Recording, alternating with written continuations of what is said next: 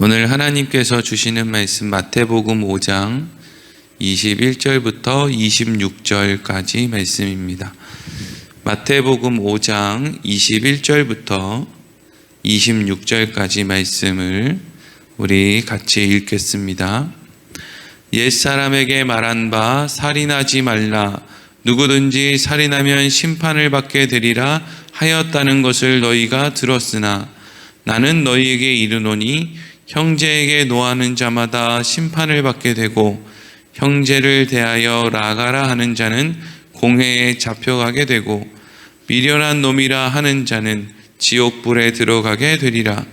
그러므로 예물을 제단에 드리려다가 거기서 내 형제에게 원망 들을 만한 일이 있는 것이 생각나거든 예물을 제단 앞에 두고 먼저 가서 형제와 화목하고 그 후에 와서 예물을 드리라. 너를 고발하는 자와 함께 길에 있을 때에 급히 사화하라. 그 고발하는 자가 너를 재판관에게 내어주고 재판관이 옥리에게 내어주어 옥에 가둘까 염려하라. 진실로 내게 이르노니 내가 한 푼이라도 남김이 없이 다 갚기 전에는 결코 거기서 나오지 못하리라. 아멘. 오늘은 살인하지 말라 하였으나 라는 제목으로 말씀을 나누도록 하겠습니다. 지난 시간 예수님께서 나는 율법을 폐하러 온 것이 아니라 나는 율법을 완성하기 위해서 완전하게 하기 위해서 왔다라고 말씀을 하셨습니다. 이 말씀의 중요한 의미는 많은 사람들이 율법의 의미를 바르게 알지 못하고 있다라는 것을 의미하는 것이죠. 이스라엘 백성들은 율법이 하나님께서 이스라엘 백성들에게 주신 이스라엘 백성들을 위해 좋은 것이라는 생각을 하지 못했습니다. 오늘날 하나님의 백성들 또 신자들 그리스도인들도 하나님의 말씀대로 살아야 됩니다 라고 이야기를 하면 뭔가 거북하고 불편하고 답답하고 뭔가 그런 느낌이 우리 안에 있단 말이죠. 그걸 꼭 그렇게 살아야 돼? 그렇게 살다가 세상에서 손해보고 그래서 결국에는 우리가 세상 사람들보다 뒤처지면 어떡해? 라고 하는 생각이 우리 안에 있다라는 거죠. 그러니까 하나님이 주신 율법, 하나님이 주신 말씀에 대한 오해가 있다는 거예요. 하나님은 우리가 하나님 앞에 무엇을 하든 하지 않든 하나님은 완전한 분이시기 때문에 우리가 뭘 한다고 해서 하나님에게 도움이 되거나 우리가 뭘 하지 않는다고 해서 피해가 되는 그런 분이 아니라는 겁니다. 그런데 예수님 당시의 사람들, 하나님께서 율법을 주셨던 그 사람들로부터 예수님께서 계실 때 그 사람들에 이르기까지 많은 사람들이 하나님의 율법을 오해했는데 그래서 하나님의 율법을 지키지 않았는데 그 중심에는 어떠한 생각이 있었느냐? 나는 하나님의 말씀보다 더 좋은 방법이 나에게는 있다라고 하는 생각이 사람들의 마음의 중심에 있었습니다. 오늘날 사람들이 하나님의 말씀을 따르지 않는 것도 마찬가지죠. 나한테는 하나님의 말씀보다 더 좋은 방법이 있다라고 생각을 하는 거예요. 얼핏 들으면 너무 어리석은 생각인데 대부분의 사람들이 다 그렇게 생각을 하고 살죠. 대부분의 그리스도인들이 다 그렇게 생각을 하고 삽니다. 나는 하나님의 말씀보다 훨씬 더 좋은 방법이 있어. 그래서 나는 하나님의 말씀대로 안 사는 거야 라는 생각이 있는 거죠. 그리고 하나님 말씀대로 살지 않는 사람들이 늘 나만 안 지키냐? 저 사람도 안 지킨다 이거죠. 나만 하나님 말씀 안 지켜? 저 사람도 안 지키잖아. 저 사람은 목사고 장로고 권사고 집사인데도 하나님 말씀대로 안 사는데 나는 뭐 그런 것도 아닌데 내가 이렇게밖에 못 사는 거 당연한 거 아니야? 라는 식으로 마치 하나님의 말씀을 지키는 것을 뭔가 손해보는 것으로 하지 않아도 되는데 뭔가 하나님을 믿는다고 한다면 굳이 해야 되는 것으로 사람들이 생각을 한단 말이죠. 그런데 예수님께서는 이 땅에 오셔서 어떻게 하셨느냐? 우리들이 생각하고 있는 하나님의 말씀에 대한 생각을 완전히 뒤집어서 예수님은 이렇게 말씀하시고 생각하시는 거죠. 나에게는 하나님의 말씀보다 더 나은 방법이 없다. 다른 사람은 다 하나님 말씀대로 살지 않아도 나는 하나님의 말씀대로 살겠다. 왜? 그것이 지혜이기 때문이다. 이게 이제 예수님의 말씀이고 예수님의 생각인 거예요. 그러니까 예수님이 엄청나게 뭐가 다르고 우리가 뭐 엄청나게 또 다르고 이렇게 뭐 전혀 다른 어떤 뭐 몸이나 생각이나 능력이나 이런 게 아니라 예수님과 우리와의 근본적인 차이는 예수님은 하나님의 말씀대로만 살겠다. 성령님의 인도하심대로만 살겠다. 다른 사람이 하든 하지 않든 나는 그 길을 가겠다. 좁은 길로 가겠다. 이게 이제 예수님의 삶의 모습이었던 것이죠. 그래서 이제 오늘 말씀도 예수님께서 율법에 대해서 말씀하시는데 그 율법을 거추장스러운 것으로 여기는 그런 사람들에게 그 율법이 너에게 얼마나 유익한 건 줄 알아? 율법의 그 정신을 알면, 그 중심에 있는 의도를 알면 그게 얼마나 좋은 건지를 알아? 이게 너희들한테 얼마나 유익을 주는지 알아? 라고 하는 말씀을 하고 있는 것이죠. 오늘 21절과 22절 말씀 같이 읽겠습니다. 시작. 옛사람에게 말한 바 살인하지 말라. 누구든지 살인하면 심판을 받게 되리라 하였다는 것을 너희가 들었으나 나는 너희에게 이르노니 형제에게 노하는 자마다 심판을 받게 되고 형제를 대하여 라가라 하는 자는 공회에 잡혀가게 되고 소돔이라 하는 자는 지옥불에 들어가게 되리라. 아멘. 옛사람에게 말한 바, 이것은 율법, 십계명을 의미하는 것이고 그 십계명 6번째 계명을 보면 살인하지 말라라고 하는 계명이 있습니다. 그래서 이스라엘 백성들은 살인하면 안 돼. 살인하면 하나님한테 이런 식으로 이제 생각을 하는 거예요.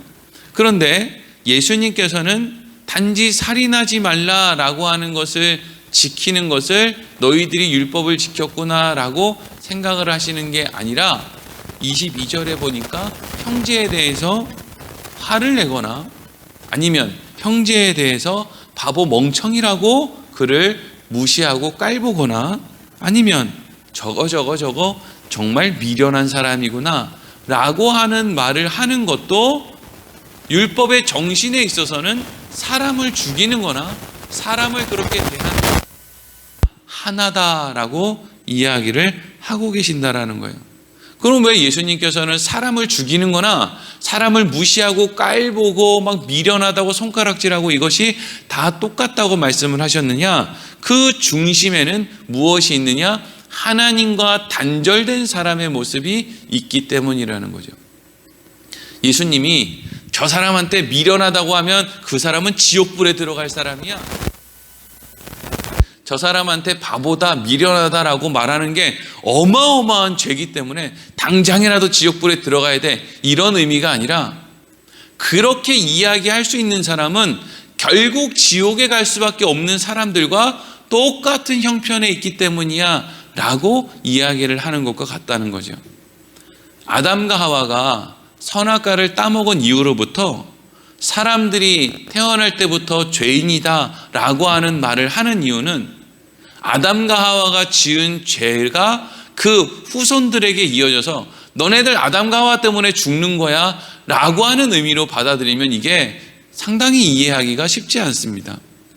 아담과 하와가 선악과를 따먹으면서부터 일어난 중요한 일은 우리는 이제 하나님으로부터 독립하겠다, 우리는 이제 하나님과 상종하지 않겠다라고 하는 선포가 아담과 하와가 선악과를 따먹은 행동이에요.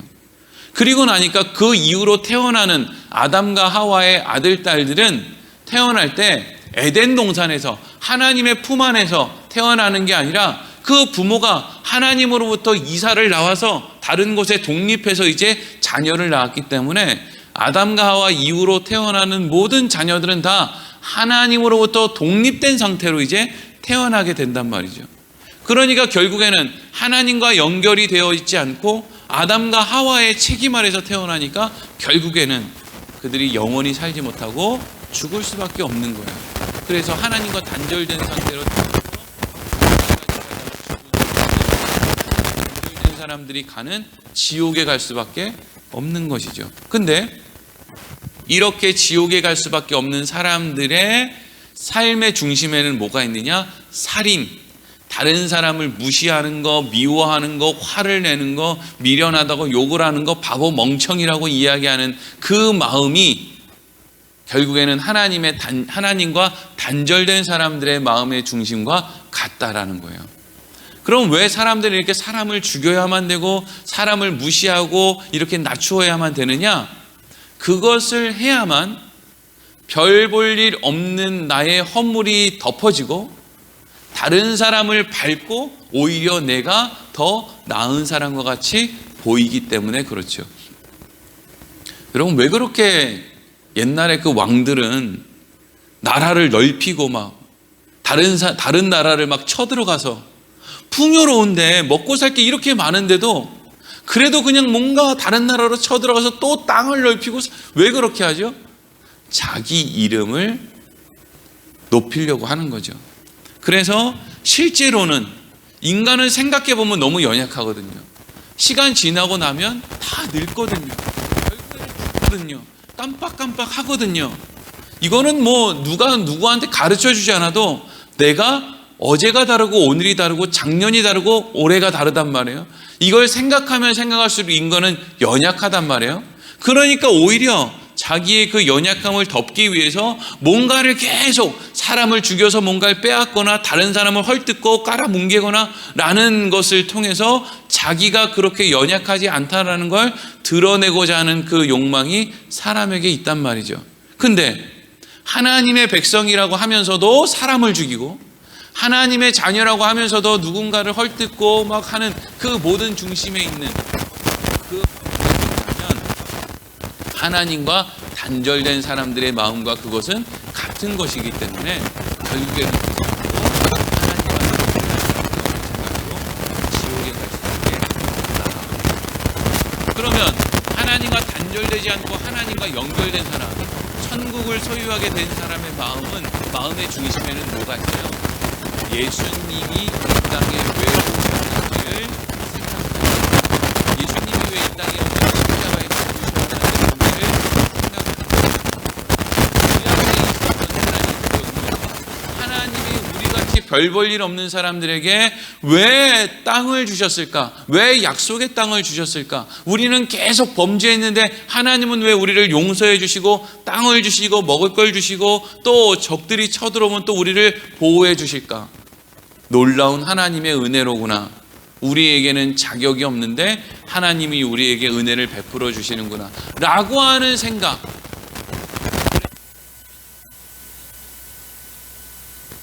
내가 저 사람을 죽일 이유가 없다. 내가 저 사람을 미련하다고 할 수가 없다. 바보가 바보한테 바보라고 하겠습니까? 학교에서 빵점 받은 학생이 다른 학생이 빵점 받았다고 아이고 저 바보 저거 빵점 받았네 이렇게 할 수 있어요? 지도 빵점 받았는데?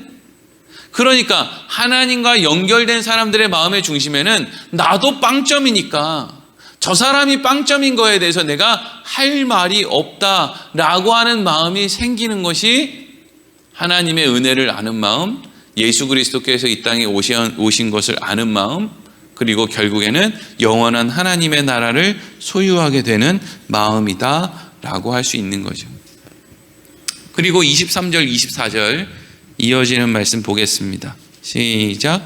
그러므로 예물을 제단에 드리려다가 거기서 내 형제에게 원망 들을 만한 일이 있는 것이 생각나거든 예물을 제단 앞에 두고 먼저 가서 형제와 화목하고 그 후에 와서 예물을 드리라. 아멘.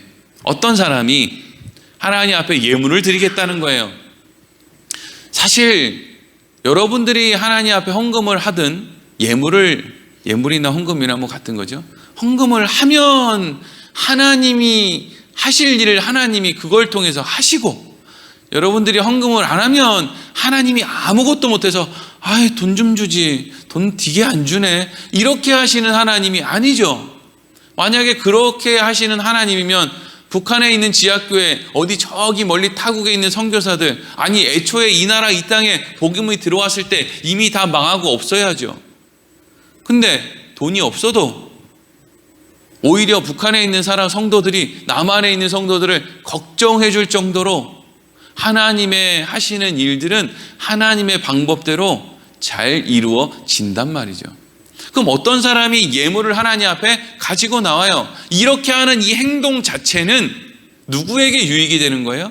예물을 가지고 나온 사람 자신에게 유익이 되는 거예요. 그럼 왜 예물을 가지고 나온 사람 자신에게 유익이 되는 행동이냐? 사람은 돈에 묶여 살거든요. 돈에 환장하고 산다고요.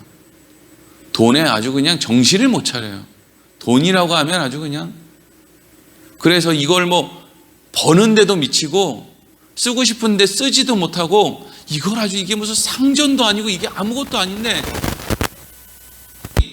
하나님 앞에 예물을 드리라 라고 하는 그 의미 안에는 하나님이 네 돈보다 크다라고 하는 의미도 있고, 또 하나 너가 돈보다 크다, 너가 돈보다 중요하다라고 하는 의미가 그 안에 담겨 있어요. 우리가 과거에 새마을 운동을 한다, 무슨 경제 성장 이런 거 한다, 그래서 교회에 나와서 다 같이 하나님 우리 좀 잘 살게 해주세요. 그래서 그걸로 또 교회도 부흥한다 그러고 이렇게 할 때, 십자가만 세워놓으면 사람들이 몰려든다고 하는 그때, 사람들의 마음의 중심에는 나 자신의 삶보다, 나 자신의 신앙보다 돈이 더 중요하다라는 생각이 그 안에 그냥 가득했어요. 그리고 어떤 생각이 또 많았느냐 하면, 내가 하나님 앞에 예물을 잘 드리면 하나님이 나의 호주머니를 채워주시겠지라고 하는 아주 얄팍한 생각들이 사람들 안에 있었다는 거예요.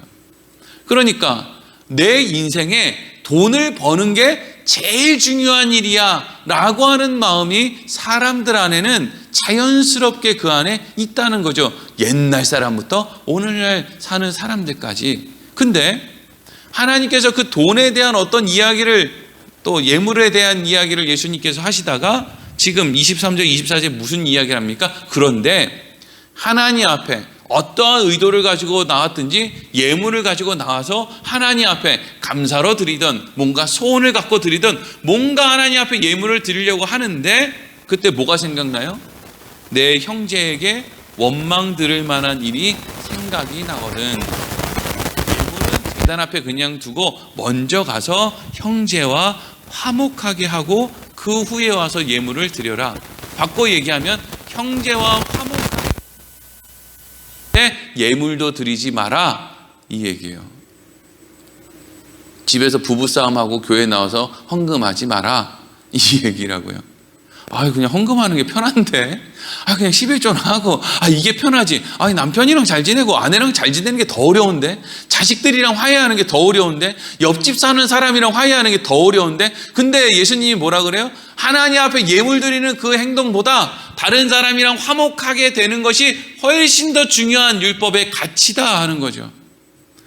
그러니까 하나님 앞에 예물을 드리는 것도 나의 유익을 위한 것이고, 형제와 화목하게 되는 것도 나의 유익을 위한 것이다 라고 하는 율법의 정신을 우리에게 가르쳐주고 있는 거예요. 그러니까 하나님은 우리가 예물 드리길 원하는 게 아니라 예물을 왜 드려야 되는지를 알길 원하는 것이고, 그 예물을 왜 드려야 되는지 그 중심의 것을 알게 하기 위해서 예수님은 형제들과 화목해지기 전에는 나한테 예물도 드리지 마라 라고 하는 말씀을 가르쳐 주시는 거예요. 그러니까 하나님은 예물도 화목한 것도 다 나의 행복을 위해서, 나의 유익을 위해서 하나님께서 하라고 율법을 주시는 것이지, 그 하나님이 뭔가를 원해서 우리에게 그런 것을 요구하는 것이 아니다라는 것을 우리가 알 수 있게 되는 것이죠. 그리고 마지막으로 25절 26절 읽겠습니다. 시작. 너를 고발하는 자와 함께 길에 있을 때 급히 사화하라. 그 고발하는 자가 너를 재판관에게 내어주고 재판관이 옥리에게 내어주어 옥에 가둘까 염려하라. 진실로 내게 이르노니 내가 한 푼이라도 남김이 없이 다 다 갚기 전에는 결코 거기서 나오지 못하리라. 아멘. 25절과 26절은 느닷없이 예수님께서 너를 고발할 만한 사람이 있으면, 길에 있으면 얼른 가서 그 사람이랑 화해를 해야지. 그렇지 않고 있다가 저 사람이 널 고발해가지고 네가 옥에 갇히면 되겠어? 라고 하는 그런 이야기예요. 이게 도대체 무슨 내용이지? 이 말 안에 담겨있는 중심에는 이런 의미가 있어요. 너도 얼마든지 고발할 거리를 찾으면 고발할 거리가 넘쳐난다, 이런 뜻이죠. 그러니까 예물을 드리려다가 다른 사람이랑 뭔가 불화한 것이 생각나거든 가서 화해하고 와라. 그러면 사람들이 뭐라 그랬어요? 아이, 저 사람 저거 문제 있어서 화해 못해요. 저 옆집 아줌마가 얼마나 못돼 처먹었는 줄 알아요? 저 뒷집 아저씨가 얼마나 못됐는 줄 알아요? 맨날 술 먹고 동네에서 행패나 부리고요. 저 사람 진짜 나쁜 사람이에요. 근데 내가 저 사람이랑 왜 화해를 합니까? 그러니까 예수님이 그런 이야기를 하는 거예요. 너도 한번 네가 무슨 문제가 있는지 한번 우리 같이 생각해 볼까? 네가 목사라고 하지만 네가 어떻게 살고 있는지, 어떻게 말하고 있는지, 어떻게 생각하고 있는지 한번 율법의 관점에서, 하나님 말씀의 관점에서, 아니 세상 사람의 눈으로 너 한번 비춰볼까? 네가 옥에 갇힐 만한 그런 모습이 있는지 없는지. 그래서 거기 들어가서, 옥에 들어가면 사실 옥에 들어가서 사는 시간만큼 이제 죄값을 하니까 언젠가는 이제 나오지 않습니까? 근데 문제는 뭐냐 하면 인간은 옥에 갇힌 상태로도 끊임없이 죄를 짓는다는 거죠. 그러니까 결국에는 나올 수 있어요, 없어요?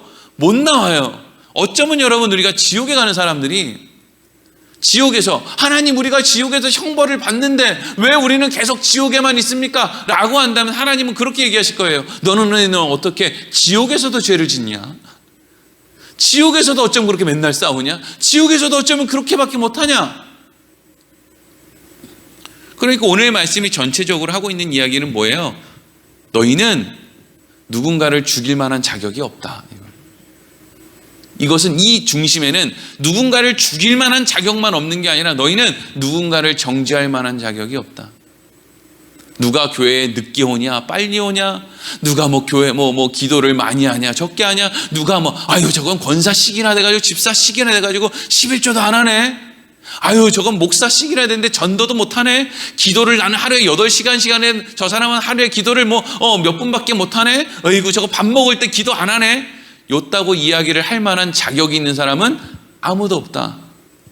마치 그것은 사람을 죽이는 것과 같은 것인데, 그 중심에 사람을 죽이는 것과 같은 생각이 있기 때문에 정죄를 하는 것인데, 그거 할 수 있는 사람 아무도 없다 하는 거죠. 그런데 맞아 나 그거 할 만한 자격 없지. 내가 누구한테 뭐라 그래? 내가 누구한테 믿음 생활을 바로 해라 어찌라 해? 내가 누구한테 손가락질을 해? 맞아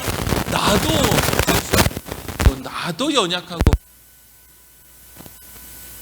맨날 부끄럽고. 맞아, 그렇지. 예수님은 뭐라고 말씀하시느냐? 너희가 복 있는 사람이다. 너희가 이미 복 받은 사람이다.